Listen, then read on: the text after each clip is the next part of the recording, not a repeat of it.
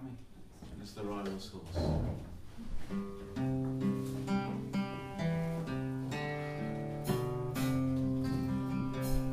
In a neat little cot on the banks of the Murray lived the wife of a soldier with children so poor. And her father left home with a gun on his shoulder to sail by transport to Egypt's bright shore. And these were the words that were uttered when parting. Goodbye, my mother. Goodbye, my son. And kiss little Daisy, my dear darling daughter, and say I'll return when the battle is won. Did you hear about that fella who walked from Burke to Sydney to enlist? Jeez, what is that, 500 miles? That bloke, he was turned down for having flat feet. Can only assume he turned around and walked home again. I don't know. The banners of England unfurled across the sea, floating out upon the wind, were beckoning to me. Storm-rent and battle-torn, smoke-stained and grey, the banners of England, and how could I stay? Name? Jack. Ryan. Age? 16? 18, sir. If you're quite sure. And religious denomination? Oh, I don't know. What are you short of? They banged the drums. The riderless horse was led through the streets. Who will fill the saddle? There were the long marches, and then the ships finally sailed as the music was played. It's a long way to Riverina. It's a long way to go. It's a long way to Riverina, and the sweetest girl I know. Oh, goodbye, Wagga Wagga. Farewell, dear old hay. It's a long, long way to Riverina, but we'll get there someday. It seemed to come to us of a sudden, the fact what we were there for, what we were expected to do. But the one thing that stood most to be answered was, how long before we should see that wharf again, or those faces again? Who shall not see them again? Lance Corporal Allchurch in 20.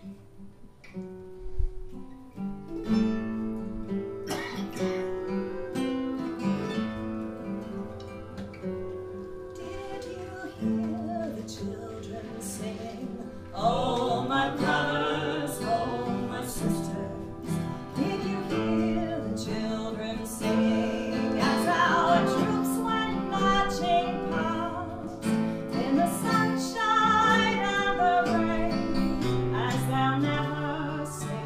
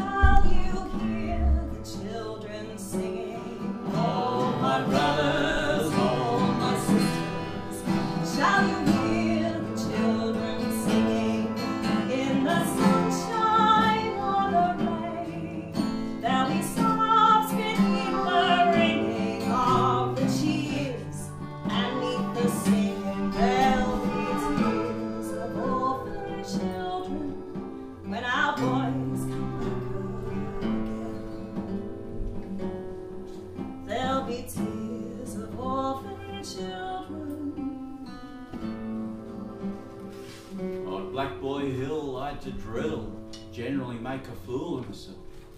When the instructor said left turn, one would turn right, sure as X.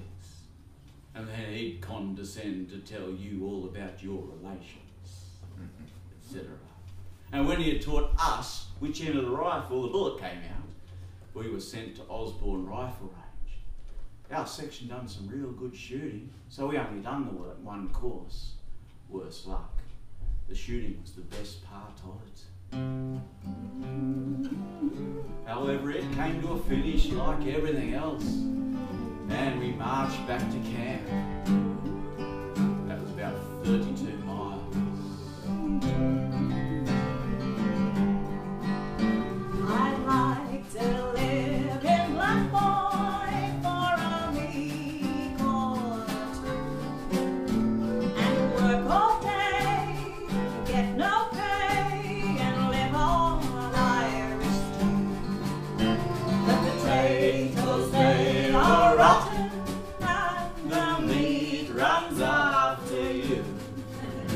I'd love to live in Black Boy for a week or two.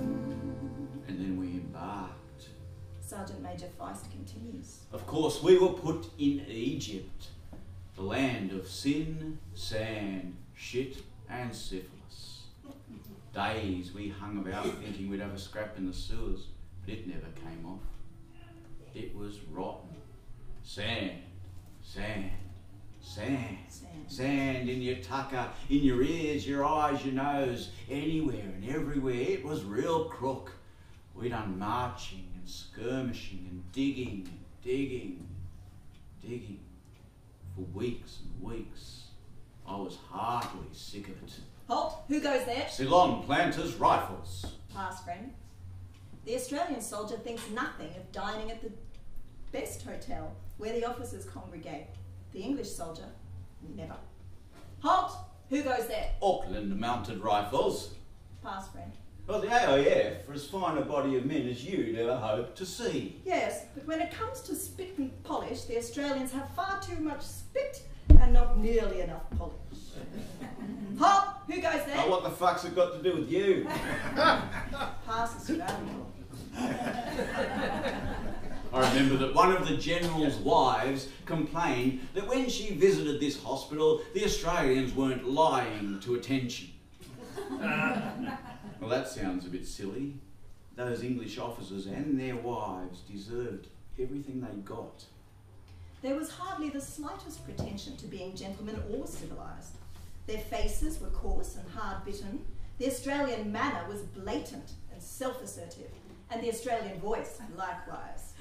I'm afraid I never wish to meet any more Australians. There seemed to be too much of the Botany Bay strain in them. My servant too complains that they are a rough lot. Two Australians pass an English officer in Egypt. They don't salute. The officer cries, Do you know who I am? "Hey, Charlie, there's a bloke over here doesn't know who he is." With all those arrows and swords, I suppose he's either a butcher or a pioneer. Now don't you men salute in your Oh, army? bugger you, mate. We used to salute. We're trying to give that up. You got to sing along on this one. Give it all you got. I got drunk last night. I got drunk the night before. I'm gonna get drunk tonight if I never get drunk anymore. Oh gee, I hate the bloody army. And one day I'd like to go home. This is your chorus, ready? Stars of the evening, beautiful evening stars, stars of the evening, shining on the cookhouse floor. Oh, they gave us a uniform, said that it was fine, but me and a couple of mates, we can all fit into mine. Oh gee, I hate the bloody army, and one day I'd like to go home. You sing it, ready? Stars. Oh, get again at the hat. Now this is really neat. If someone shoots me ears off, it'll drop down near me feet. Oh, shining on the cookhouse. Yeah, the cookhouse.